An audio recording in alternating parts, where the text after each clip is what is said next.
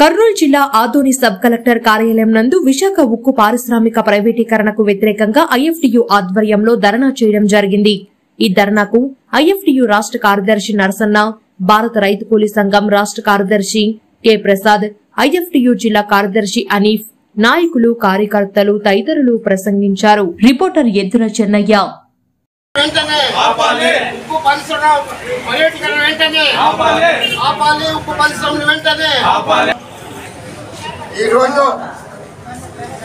మనం భారత కార్మిక సంఘాల సమైక్య ఐఎఫ్టీయూ ఆధ్వర్యంలో సబ్ కలెక్టర్ ఆదోని ఆఫీస్ ముందర మనం ధర్నా నిర్వహిస్తున్నాము. ఎందుకంటే రాష్ట్రంలో విశాఖ ఉక్కు ఫ్యాక్టరీని కేంద్ర ప్రభుత్వం ప్రైవేటీకరణ చేసే దానికోసం ప్రయత్నం చేస్తుంది. ఆ ప్రైవేటీకరణ వెంటనే ఆపాలని మన ఐఎఫ్టీయూ డిమాండ్ చేస్తున్నారని మీ అందరికీ మనం తెలియజేస్తున్నాము.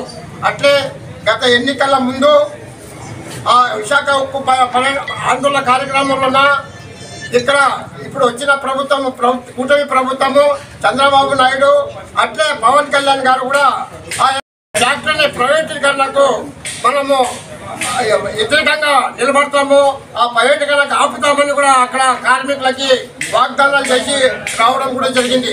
కానీ ఇప్పుడు ప్రభుత్వం వచ్చి 100 రోజులైనా కూడా ఆ యొక్క ఫ్యాక్టరీ ఉక్కు పరిశ్రమ గురించి మాట్లాడడం లేదు ఇద్దరు నాయకులు. అంటే పరిశ్రమ శాఖ కేంద్ర పరిశ్రమ శాఖ మంత్రి కుమారస్వామి కూడా అక్కడ వచ్చి ఆ పరిశ్రమను పర్యటన చేసి అక్కడ కార్మికులకి మంచి లాభాలతో ఉన్నాయి పరిశ్రమ, మేము ఎట్టి పరిస్థితుల్లో కూడా ఈ ప్రైవేటీకరణ చేయమని కూడా వాగ్దానం చేయడం జరిగింది. అయినా ఈరోజు మొత్తం కేంద్ర ప్రభుత్వము లోపాయకరంగా ఆంధ్ర ప్రభుత్వము ఈ యొక్క ప్రైవేటీకరణ చేసే దానికోసము పూనుకుంటుంది. ఎందుకంటే పరిశ్రమలో లాభాలు లేవు కాబట్టి మనం ప్రైవేటీకరణ చేస్తామని వాళ్ళు ప్రయత్నాలు చేస్తారు. ఆ ప్రైవేటీకరణ చేస్తే ఆ పరిశ్రమలో దాదాపు 60,000 మంది పని చేస్తున్నారు. ఆ 60,000 మంది ఆ పని లేకుండా రోడ్డు పడే పరిస్థితి ఉందని మీ అందరికీ నేను మనవి చేస్తున్నాను. కాబట్టి ప్రభుత్వము కేంద్ర రాష్ట్ర ప్రభుత్వాలు కూడా ఈ యొక్క ప్రైవేటీకరణ ఆపాలని, అట్లే ఇక్కడ రాష్ట్ర ప్రభుత్వం కూడా దాన్ని వ్యతిరేకంగా మాట్లాడాలని మనం మనవి చేస్తున్నాము.